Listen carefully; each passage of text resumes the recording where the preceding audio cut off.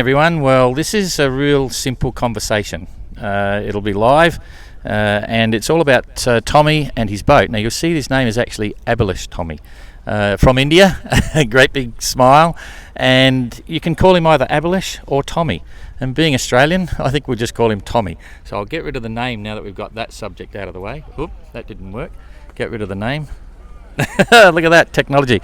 Okay, so welcome again, Tommy, to Falmouth. Huge interest in your boat, eh?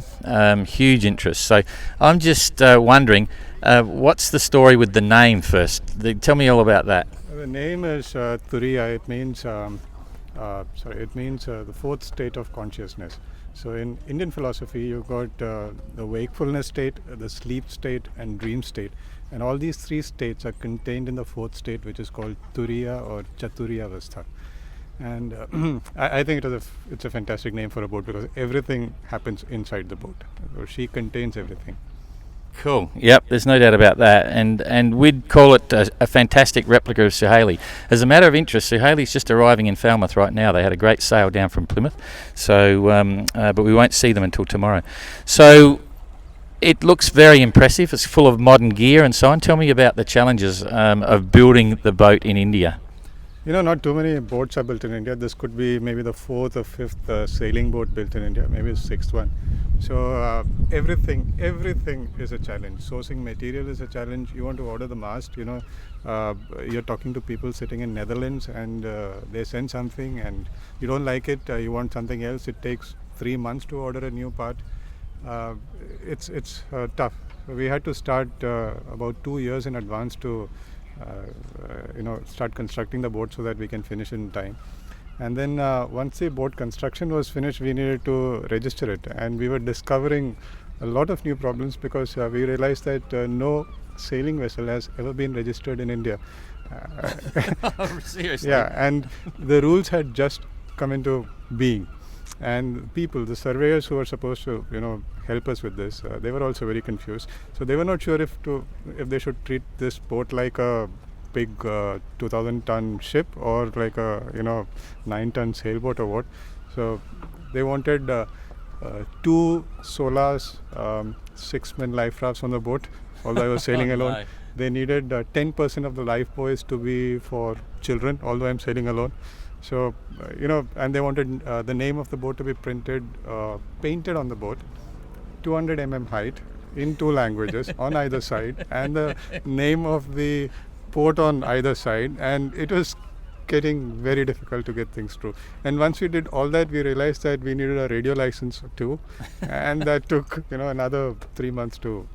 Okay, so these are all the behind-the-scenes issues for the Golden Globe race, let alone sailing out of India. Yeah. It is a huge effort, and certainly there's a bit of excitement around your boat because under the rules of the notice of race for the Golden Globe, you have to be a fiberglass production boat designed before 1988 and certain length and weight and so on. But we allowed replicas, and you're the only one of 2 that was started to be built. Another in Australia with Mike Smith didn't make it. He's going to come in 2022. You're the only replica we've got. Tell me about the construction. How did you build it? What's it made of? She's a wood core fiberglass construction. The wood core is made of red cedar, and rest of it is plywood. We got most of the stuff from outside India, other than the hull, of course. The mast is from Selden. The sails are from Portma sails, again from Netherlands. We had a Dutch consultant called Johan Wells who helped us with the entire construction procedure. And the thing is, the guy who built this boat, Aquarius Shipyard, which is owned by Ratnakar Dandekar, he normally produces crafts for the military, for the police and all that. And he made sure that this is extra strong. And in trying to make it extra strong, I think she's half a ton heavier than Suhaili. Okay, yeah. Robin will be impressed about that because he's 2-inch solid teak. Okay, I'm going to try and climb on board here, and we'll just have a quick look. Do you want to go down the cockpit? Yeah. You head down to the cockpit, and I'll come over here. Try not to fall in, and we'll have a look at what we've got here. So, pretty small cockpit, eh? Yeah, and it's a bit messy because I I've been out at sea for 5 days. I didn't have time to clean the things up. But this But entire you sailed in by yourself. What did you from? yeah, from the solo. From Netherlands to here, it took me 5 days, and it's very difficult, for me to sail with somebody else. It's impossible. Yeah, it's like taking your in-laws with you on your honeymoon. Fair enough. Okay. And big tiller there. You got a huge tiller. Yeah, I what got about two of them. And the wind vane? What are you using for the wind vane? I'm using a wind pilot Yep. for steering. Yep. Yeah, that was donated by Wind Pilot. Yeah. I think that's the first contribution free contribution that came for the boat. Yeah.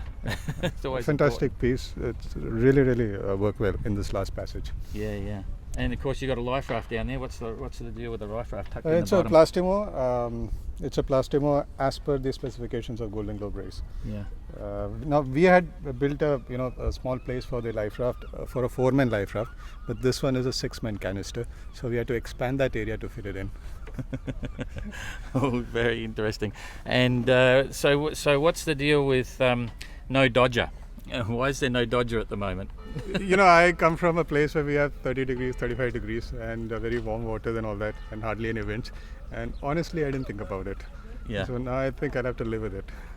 Well, Suhaili didn't have a Dodger, eh? Yeah. So it looks If Robin can. looks the part. If Robin can. Yeah, why can't I? yeah. That's okay. So she feels the same. Let's go down below and see if we Sure. can. The stairs are a bit steep. You need to be. Yep, careful. that's okay. We've got some nana stairs here, so I'll try and keep it all together as we go down. Okay. So we're inside Thuriya now, and it's all very compact. I've been inside Suhaili and it looks and feels the same. I thought painting it white might make it look a bit more roomier. Yeah, okay. So you've got a good helm chair there. Yes. Sorry. Whoops, Daisy. Lost the mic here. Okay. This is for outside. Outside. Oh, you've got a few luxuries. I just got a small bench here. Yeah. With some tools underneath. Yeah. And below that. And this is the chart table, which is the proportions are specific for the charts that I'm carrying. And my original plan was to stand and do the chart work, because that's what we do in the Navy. Always stand and do the stuff. But then as an afterthought, we put a bench. Yeah. Some people might not know what you do in your real life, and also the fact that the Indian Navy are involved with this entry. Just give us a run through. I am a reconnaissance pilot in the Navy. I fly Dornier aircrafts in the Navy, and that's what I've been doing since 2002. Yeah. And along with that, I do a lot of sailing in the Navy. I did a non-stop circumnavigation in 2012-13, which was completely a Navy expedition. That was on a Van der Stad 56, and for this one, the Navy has given me a lot of time off, plus a lot of support to make sure that I reach here in time. Yeah. So what is it about the Indian Navy and sailing? Because I saw a bunch of Indian female Navy officers just did a circumnavigation, and there was an earlier one with that with your friend and close associate and friend of also Robin and Suhaili. There's a retired admiral called Admiral Manohar Ravati, and he retired as the CNC of Western Command in 1982-84, and he always wanted to promote sailing in the Navy, and he wanted somebody to take the first step and do these serious long distance voyages. Finally, in 2006 or something, the Navy accepted his proposal, and they went about building a big sailboat, a 56-footer. And with that, Captain Dilip Donde, who's my manager and my mentor and all that, he sailed around the world with 4 stops. That was the first for India, and it was a big thing. It was a very, very big thing. It was received by the Vice President when he came back. So when that was done, the Navy decided to, do a non-stop, and they asked me, "Do you want to do it?" Before they could finish the question, I said a yes. I could just say no. Yeah, how could I say no? Okay. And then the non-stop happened. And even before the non-stop finished, they were looking at women to do a circumnavigation. Surprisingly, in a matter of 10 years, this thing has really caught on in India. That's fantastic. Yes, you had a solo circumnavigation with stops, then without stops, now with women. And we have the first entry in around the world race. Yeah, we've got a Suhaili replica. So Yeah, there you yeah, go. Okay, so where's your bedroom? Where you can sleep? This is my this is my winter palace. Yep. Yeah, this is where I sleep in winters, and outside is my summer palace. Yep. You just stepped in from. Okay. Yeah, and that's where I sleep in the summers. And galley? A very small one. Yep. Just enough to heat water. Using gas? Yes. Yep. Okay. How many gas bottles you taking? 4. 4? Yeah, that's cool. And they are Pretty good. stored outside. Yeah. Yeah. And down here, the engine room. Engine room and Engine room. Oh, it's hard to see it because we get sorry. too close. I think I'll- No, that's okay. Don't do it. It's just a bit hard because we're a small boat and get too close and it goes from there. So that's okay. No, that's okay. We can see what's going on. It's got a nice open feel, so Yeah. you got plenty of storage up the front there. Yeah, so my feel with the last boat, Madhi, which I sailed around the world, was something similar. It was completely white so that you get some, a sense of space. Yeah. And very similar floorboards, very similar interiors. Yeah. So you're meant to have a 303 rifle on the bulkhead just here. Yeah. The same as Suhaili. Where's your 303? I'm looking for a replica. Okay, no problem. And so up forward here, you've got the working end of the boat. Yeah, Everything's sail lockers and Yep. the ropes. The sail lockers, ropes, the anchors stored under the floorboards. Yeah. Those bags are going to go. I'm not going to take Yep. them around the world. Yep. We got the spares and tools, everything stored here. We got a toilet there on Yep. the right side, which Yep. I may or may not use. May or may not use. I hope you do use it. You get that bumped up if you don't. But anyway. Oh, you mean over the side? Oh, I get it. Yeah. Okay. Yeah. So yeah, that's amazing. What's the secret weapon on board? You must have something that no one else knows about. No one will be watching this, so it doesn't matter. Any special teddy bear or any No, special stash or nothing. favourite food or anything like that? Nothing. What are you going to eat? Nothing. No secret weapon. That means you have got a secret weapon and you're just not saying. It's secret. It's top secret. I'll have to kill you if I, Oh, if I okay. told you. All right, fair enough. Well, that's pretty cool, eh? So that's very cool. And this is more storage in here. Yeah, we got more storage. This is for all these stuff is for David. Ah, hidden iPods and computers. No, I but- see. All Rightio. this stuff is David's sat phone, David's EPUBs, David's VHF, David's airband VHF, everything. Okay. Yeah, Now, David's the big bad guy that's going to run the safety Yeah, inspection because yeah. we have a lot of safety equipment. Yes. Yeah. David's a guy we are all afraid of, not Don anymore. Okay. All right. Well, that's pretty cool, eh? Yeah. So, And again, I need to fill this up with something. yeah. Yeah. But yeah. Very organised.